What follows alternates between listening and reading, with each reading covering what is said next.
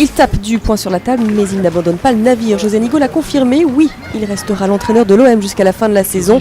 Mais ses joueurs ont intérêt à changer d'attitude. Le collectif doit primer sur le personnel. Le message de José Anigo est clair.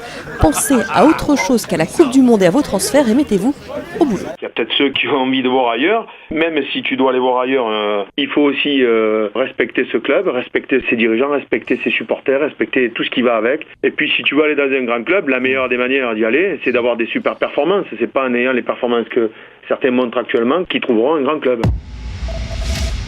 À Monaco, on a aussi frôlé la crise, mais tout est rentré dans l'ordre. Eric Abidal s'est excusé pour avoir quitté le stade en rogne dimanche parce qu'il n'était pas sur la feuille de match. Excuse auprès des joueurs, de son entraîneur et des dirigeants. Excuse publique également via Twitter. Apparemment, l'incident est clos. C'est mon capitaine a dit ses excuses. Je ne suis un entraîneur rancunier. Rancunier. Pas rancunier. Pas rancunier. Va jouer Abidal, tranquille. À Paris, on est loin de tous ces soucis avant de retrouver Chelsea en Ligue des Champions. Les Parisiens tracent leur sillon et comptent 11 longueurs d'avance désormais sur l'ASM. Autrement dit, le titre commence à s'imposer dans les esprits. Je pense qu'on a fait du bon boulot sûrement, mais je pense que malheureusement ça manque encore un peu. Donc il faut garder cet avantage. Si on est là, c'est parce que nous aussi on est très performants et peut-être on mérite aussi d'être là. Mais je répète, ça manque encore 8 journées, donc il ne faut pas dire qu'on a déjà gagné. Il y a encore beaucoup de choses à faire.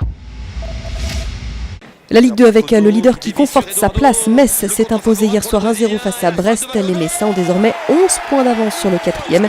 Les luttes se rapprochent. Fin de partie, en revanche, pour Édouard Roger Vasselin. Il a perdu en 16e de finale au Masters 1000 de Miami. La défaite 7-5-6-4 face au Suisse Stanislas Wawrinka. Et puis en basket, Villeurbanne s'est relancé dans la course au play-off. L'Asvel a dominé Gravelines très largement, 81-60. Villeurbanne désormais 7e de la Pro A. Ne vous fiez pas aux apparences, Renaud Lavillenie n'a pas changé de discipline, nous l'avons retrouvé à la Plagne. Il profite en ce moment des sports d'hiver tout en pensant malgré tout à la reprise imminente.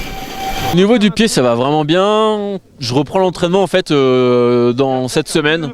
Donc après, je ne sais pas encore exactement ce que je vais faire parce que c'est un peu au jour le jour. Mais la bonne chose, c'est que la cicatrice est super. Et puis les douleurs commencent à disparaître de plus en plus. Donc voilà, c'est bientôt du passé. Et pour ça, c'est cool quoi. Je vais retrouver mon sautoir.